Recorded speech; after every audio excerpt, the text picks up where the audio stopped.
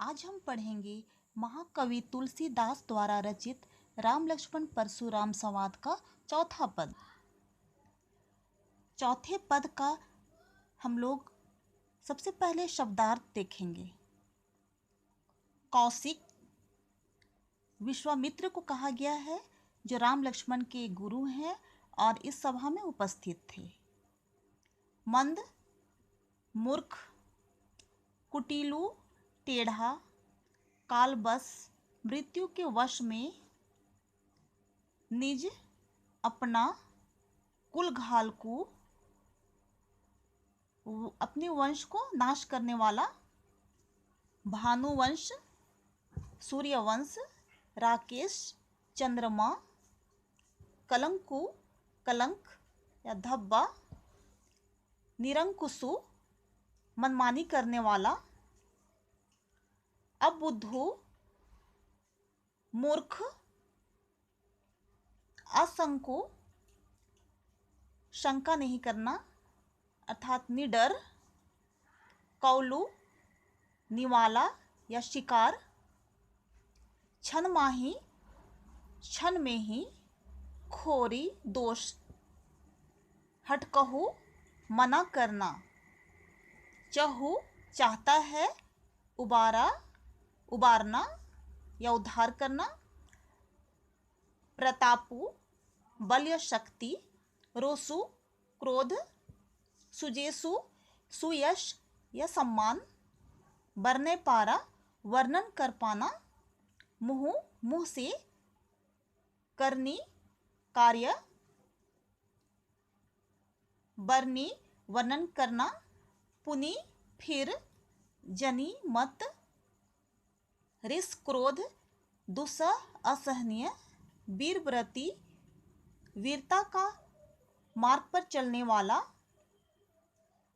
अक्षोभा, अक्रोधी, गारी, गाली, सुर, शूरवीर, समर करनी, वीरता का काम करना, जनाभी, परिचित कराना, आपो, स्वयं को, विद्यमान, प्रकट, रन, युद्ध, रिपु, शत्रु, कथी, कहते हैं, कायर, डरपोक। तो आइए हम इस चौथे पद का भावार्थ समझेंगे। कौशिक सुनहु मंद येहू बालकू, कुटिलू कालबस निज कुल घालकू। यहाँ पर देखते हैं कि परशुराम का गुस्सा शांत नहीं हुआ है और वह उस सभा में उपस्थित विश्वामित्र से लक्ष्मण की शिकायत करते हुए कहते हैं, हे विश्वामित्र, सुनिए, यह बालक बहुत ही मूर्ख और कुटिल अर्थात टेढ़ा है। यह मृत्यु के वश में होने के कारण अपने ही कुल का नाश करने वाला है। आगे, भानुवंश, राकेश, कलंकु, निपट, निरंकुशु, अबुधु, असंकु। यह सूर्यवंश रूपी चंद्रमा का कलंक है और यह पूरी तरह से निरंकुश है अर्थात वो बहुत ही मूर्ख है और शंका नहीं करने वाला अर्थात वह निडर भी है। काल कौलू होई छन माही, कहो पुकारी खोरी मोही नाही। यह क्षण भर में काल के वश में होने वाला है अर्थात काल का शिकार होने वाला है। वो कहना चाह रहे हैं कि मैं इसे क्षण भर में मार डालने वाला हूँ। मैं पुकार कर कह देता हूँ, फिर मुझे दोष मत देना।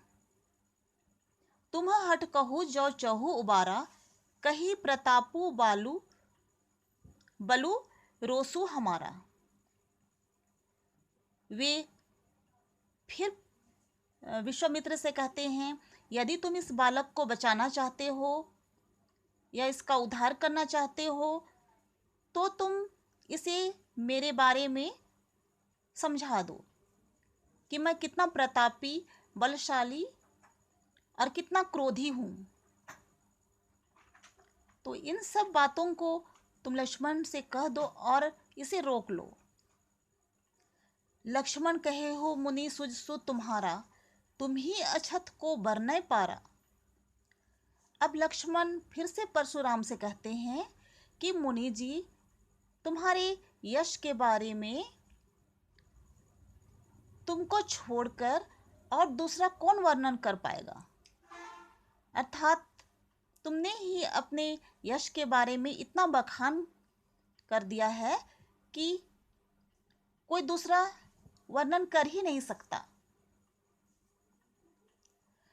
अपने मुँह तुम आपनी करनी, बार अनेक भांति बहु बरनी।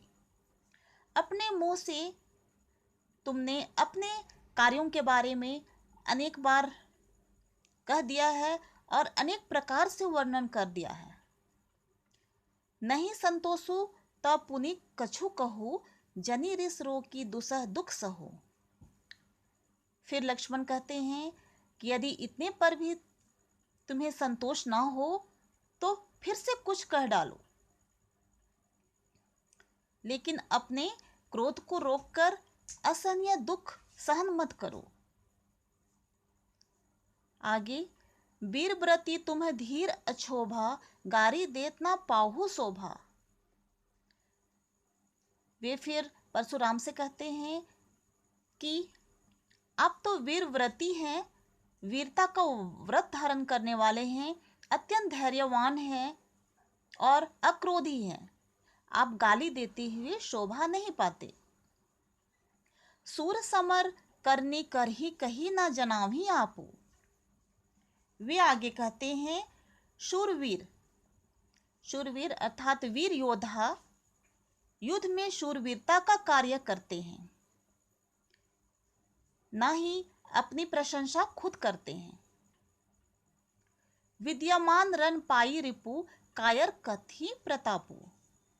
वे आगे कहते हैं कि जो वीर होते हैं, वीर योद्धा होते हैं, वे अपनी प्रशंसा खुद नहीं करते। वे शत्रु को युद्ध में उपस्थित पाकर उससे युद्ध करते हैं।